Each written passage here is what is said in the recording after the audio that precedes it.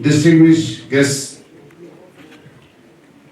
और प्यारे बच्चों, अस्सलाम वालेकुम वरहमतुल्लाहि वबरकातुहू। आज का जो हमारा प्रोग्राम है वो विकसित भारत गारंटी फॉर रोजगार एंड आजीविका मिशन ग्रामीण वीबी जी राम जी एक्ट 2025। एवं मेरे प्रिय साथियों, आज मैं विकसित भारत विषय पर अपने विचार प्रस्तुत करना चाहती हूँ। विकसित भारत का सपना केवल एक सपना नहीं,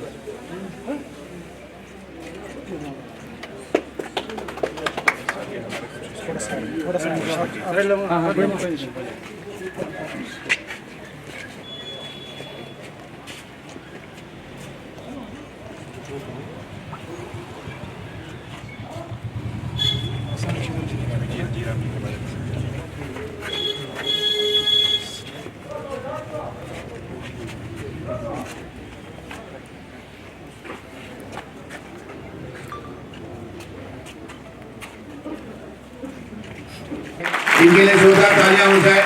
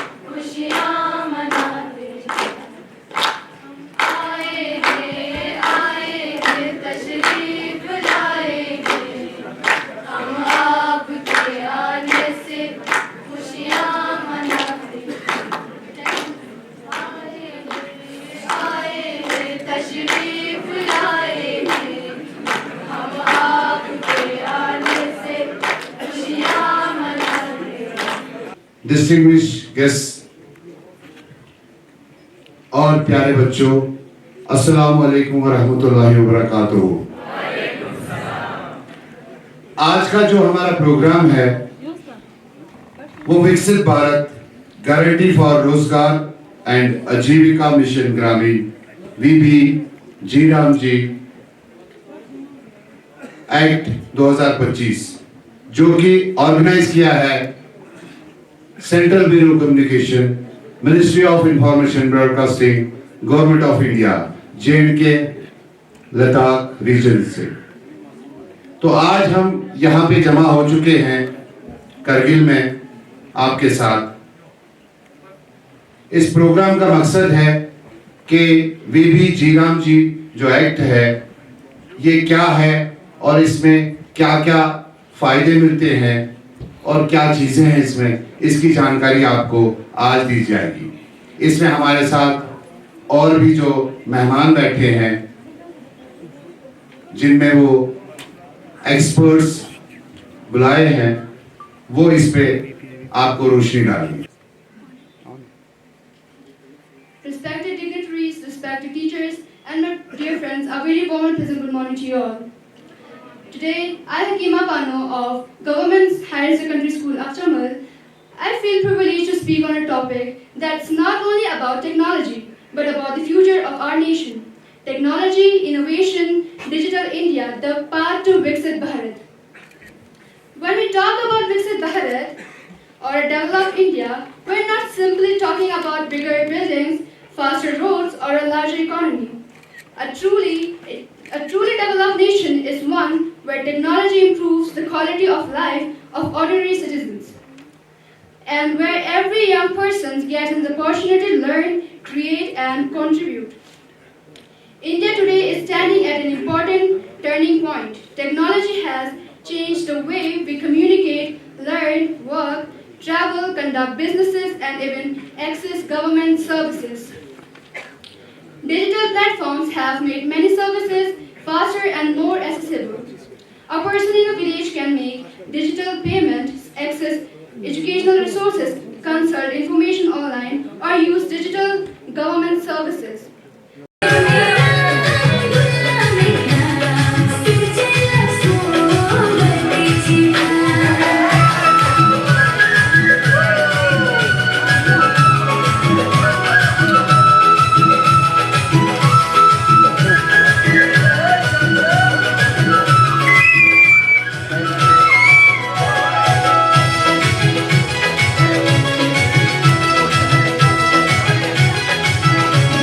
Honorable Chief Guest, Shri Kunsuk Tashi, other dignitaries, respected teachers from various schools, and dear fellows, good afternoon. The responsibility of building a Viksit Bharat does not rest only with the government. Every citizen has an important role to play. We must work hard, respect our duties.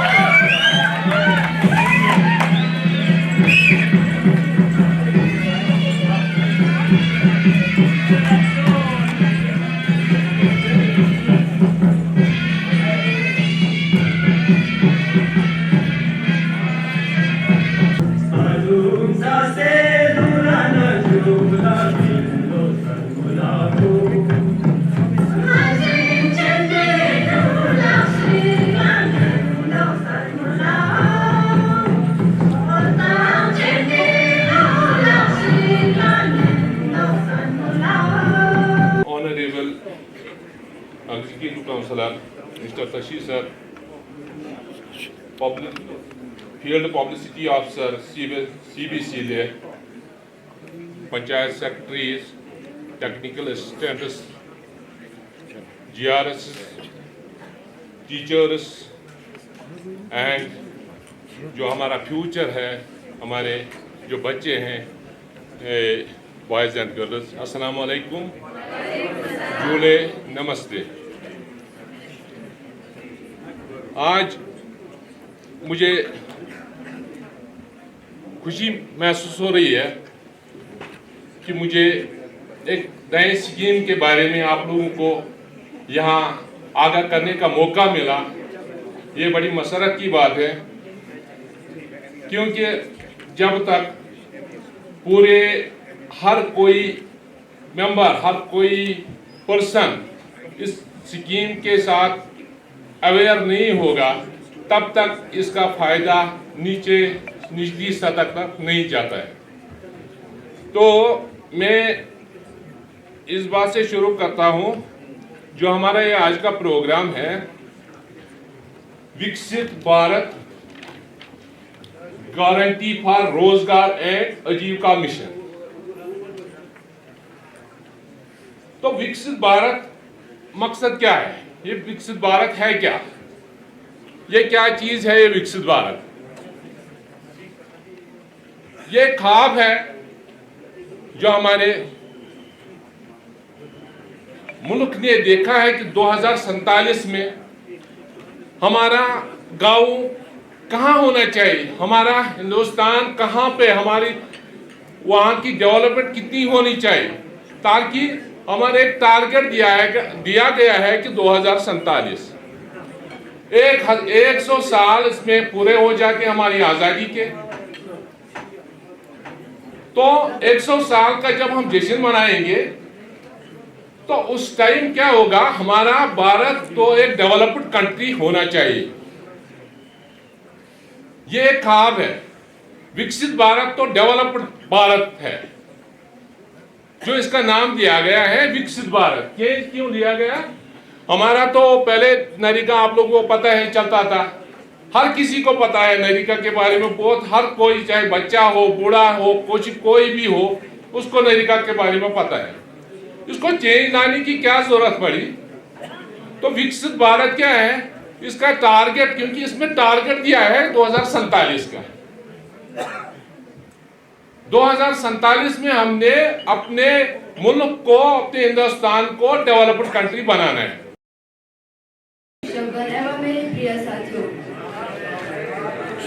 आज मैं विकसित भारत विषय पर अपने विचार प्रस्तुत करना चाहती हूँ। विकसित भारत का सपना केवल एक सपना नहीं बल्कि हमारे देश को एक मजबूत, समृद्ध, आत्मनिर्भर और खुशहाल राष्ट्र बनाने का संकल्प है।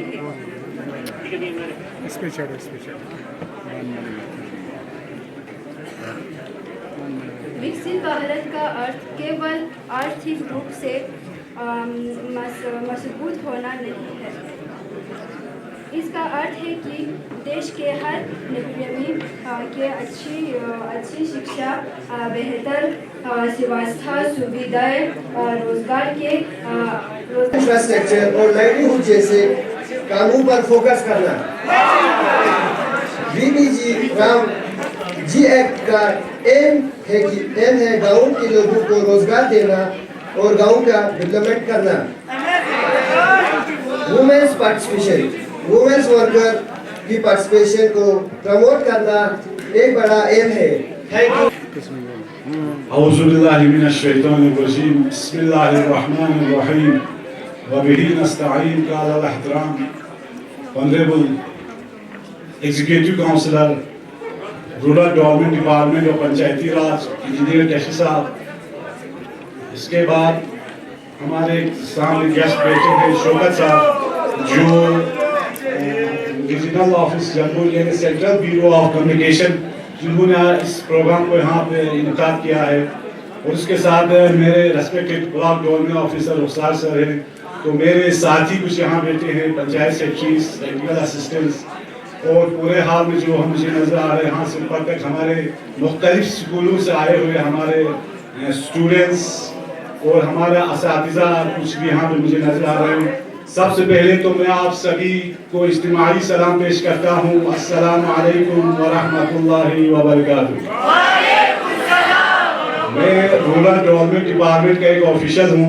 तो हमें यहाँ पे दावत दिया गया कि बीबीजी रामजी जो एक नया नेशनल स्कीम जो हमारे हिंदुस्तान में जो इसको इम्प्लीमेंट किया है, इस स्कीम को आप लोगों के बीच में रखना, आप लोगों को जितना हो सके समझाना इस स्कीम के बारे में आज का इस प्रोग्राम का हदफ है।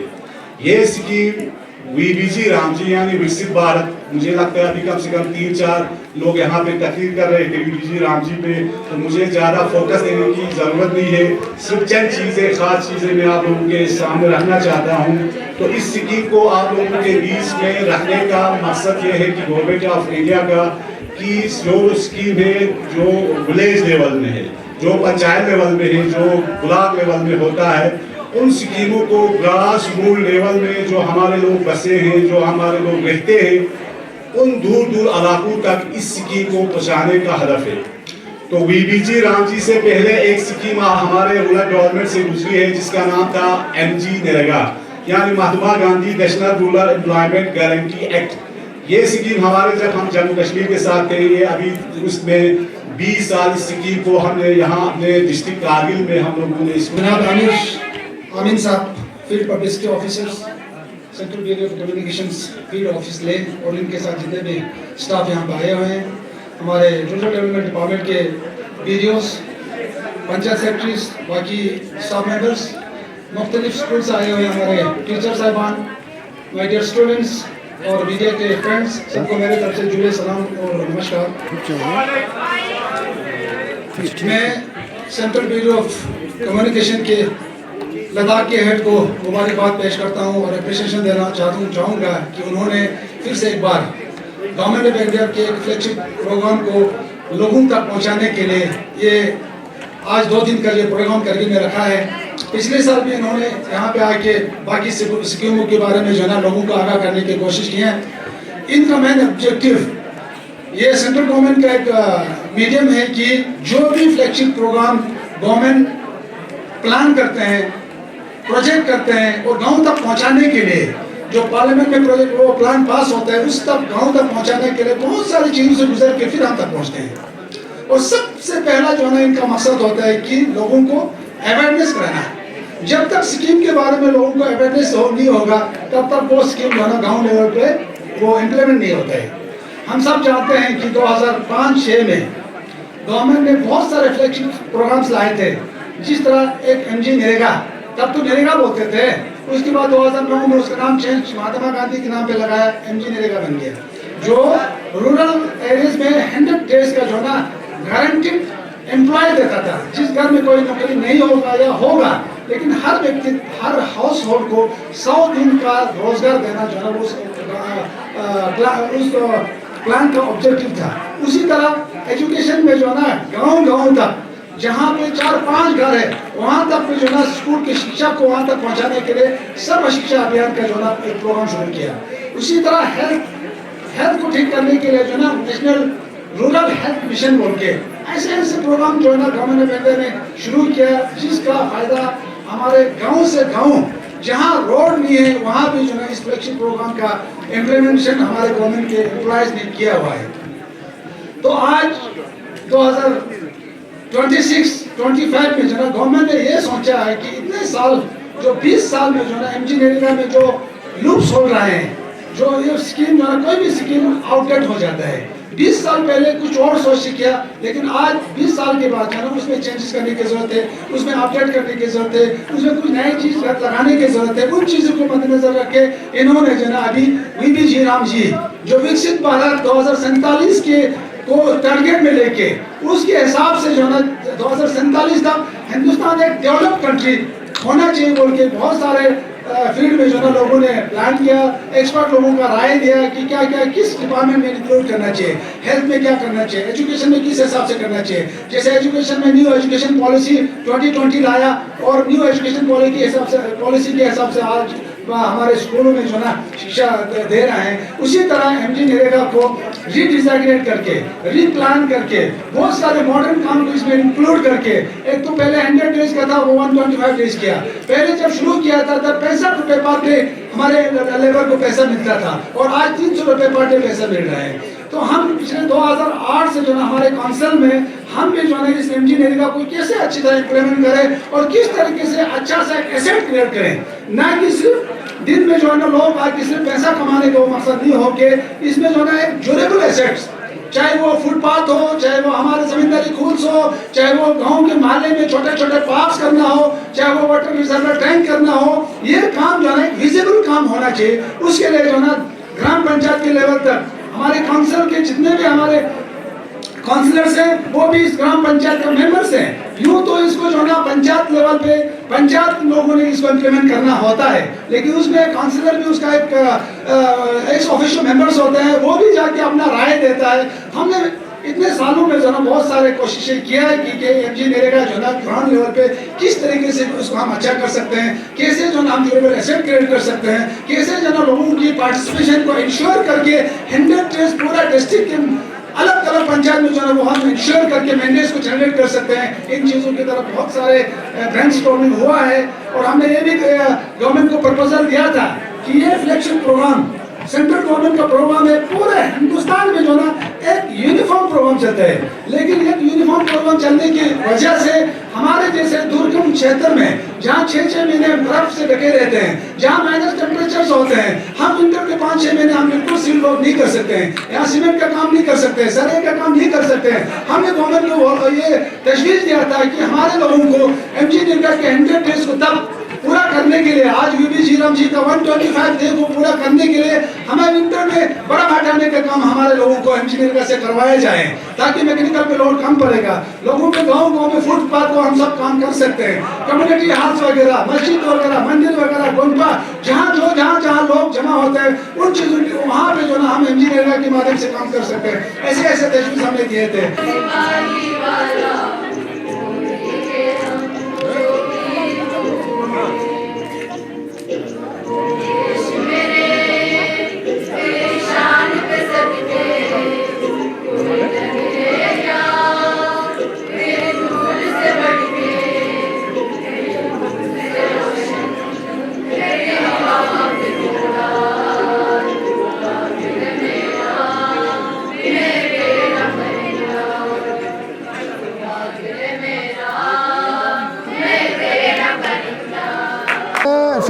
ऑफिसर्स जो ले में बैठते हैं central bureau of communication, ministry of broadcasting and information की ओर से जो ना आज करगिल में 2 दिन का ये अवेयरनेस प्रोग्राम, आउटरीच प्रोग्राम जो करने जा रहे हैं। आज का दिन हुआ और कल भी इसका कंक्लूडिंग होगा। तो मैं LHDC कारगिल की ओर से इनको अप्रिशिएट करना चाहूँगा कि उन्होंने जो ना इस साल का टॉपिक इन्होंने चूज़ किया है VB जी राम जी, जो एल्सवेल जो ना हमारे यहाँ पे एक महात्मा गांधी नरेगा का स्कीम 2005 से चलता था। आज गवर्नमेंट ऑफ इंडिया ने वो 2025 में जो है उसको चेंज करके अपडेट करके नए स्कीम्स, नए आइडियाज़ उसमें इंक्लूड करके VB जी राम जी स्कीम का पार्लियामेंट में वो पास हुआ और 1 जुलाई 2026 से पूरे देश में वो लागू होने जा रहे हैं, इम्प्लीमेंट होने जा रहे हैं। तो उससे पहले कोई भी फ्लैगशिप प्रोग्राम जो गवर्नमेंट इन्वेस्ट करते हैं तो उसको लोगों तक पहुंचाने के लिए जो है ना मिनिस्ट्री ब्रॉडकास्टिंग का बहुत बड़ा एक रोल रहता है। जब तक सोशल मीडिया के माध्यम से या इस तरीके के प्रोग्राम करके, नाटक करके लोगों तक नहीं पहुंचाएंगे, उस स्कीम का एक अच्छा सा इम्प्लीमेंटेशन नहीं होता है। तो जी राम जी जो है ना वो स्कीम पहले जो MG नरेगा को थोड़ा सा अपग्रेड किया है। पहले 100 दिन का रोजगार गारंटीड होता था, आज 125 दिन का है। जब शुरू हुआ था 2005 में तब 65 रुपीज़ पर डे इसका वेजेस था, आज 300 के आसपास इसका वेजेस है। तो मैं आप लोगों के माध्यम से हमारे जितने भी जॉब होल्डर्स है, रजिस्टर्ड जॉब होल्डर्स जो MG नरेगा के अंदर काम कर रहे हैं, उनसे मैं रिक्वेस्ट करना चाहूँगा कि वो लोग टाइम पे जाए और अपना वक्त जो है ना, जो जिस काम के लिए उनको काम करना है वो पूरा वक्त दे के जो है ना एक ड्यूरेबल एसेट क्रिएट करने की कोशिश कीजिए।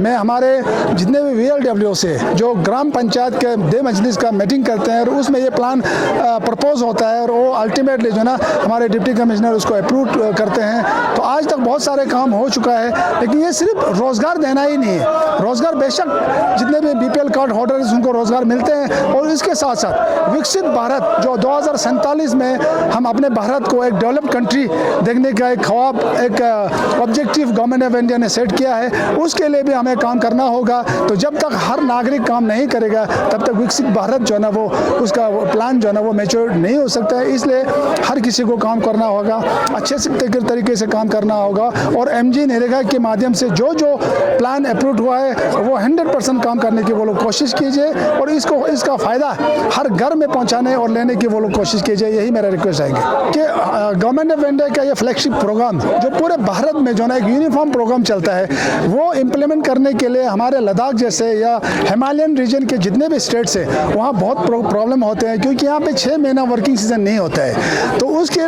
को मद्देनज़र में रखते हुए और यहाँ की हर चीज़ यहाँ पे कॉस्टली है। लद्दाख जैसे UT में जो ना हमारे यहाँ पे एक लेबर 1000 रुपये का यहाँ पे वो दिन का चार्ज करते हैं। तो 300 रुपये में अगर हमारे लोकल लोगों को जो ना वेजेस दे के काम कराएगा बोलेगा तो वो बहुत मुश्किल हो जाता है, क्योंकि यहाँ पे जो ना टमाटर सब्जी वगैरह 100 रुपये से कम यहाँ पे kg नहीं मिलता है। तो उसको मद्देनज़र रख के हमने कुछ साल पहले हमने गवर्नमेंट ऑफ इंडिया के फाइनेंस मिनिस्टर को और रूरल डेवलपमेंट के मंत्री को जो हमने यहाँ से चिट्ठी लिखा है कि लद्दाख अकेला नहीं, हिमालयन क्षेत्र के लिए जो यहाँ पे जितने भी हिमालयन स्टेट्स है उसके लिए जो ना पर्टिकुलर एरिया बेस्ड प्रोग्राम होना चाहिए। उनके लिए जो ना एरिया बेस्ड उसके जोग्राफिकल उसको कंडीशन को देखते हैं उनका वेज जो है ना अलग सा होना चाहिए। यही हमने प्रोग्राम दिया था और साथ साथ में यहाँ पे 6 महीने काम नहीं चलते।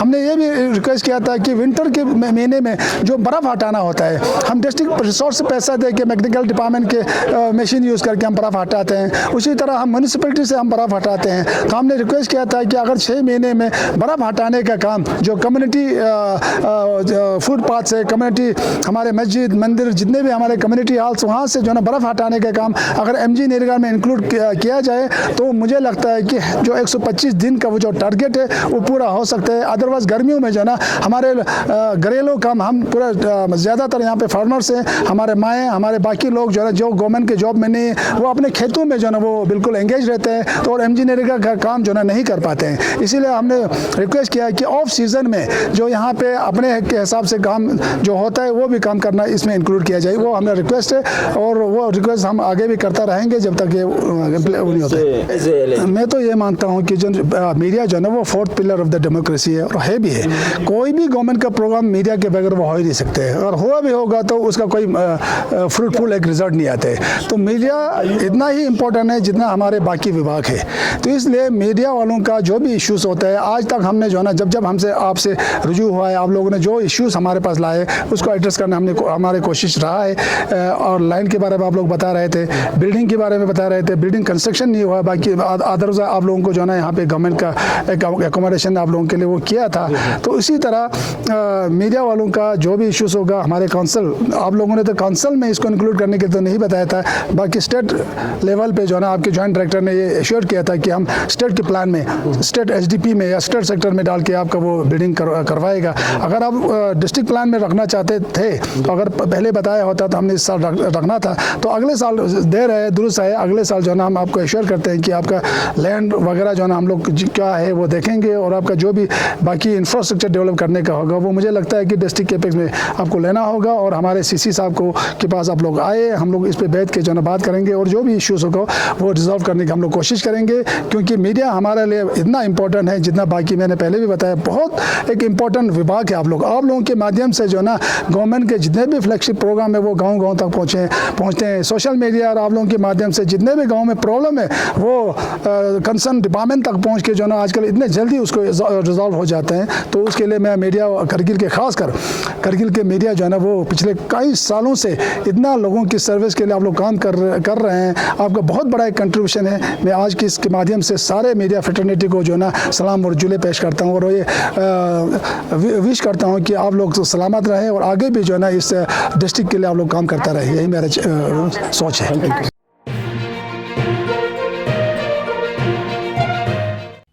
मकामी, कौमी और बैनुल-अक़वामी ख़बरों से बाखबर रहने के लिए चैनल को लाइक, शेयर और सब्सक्राइब करें। साथ ही बेल आइकन दबाना न भूलें।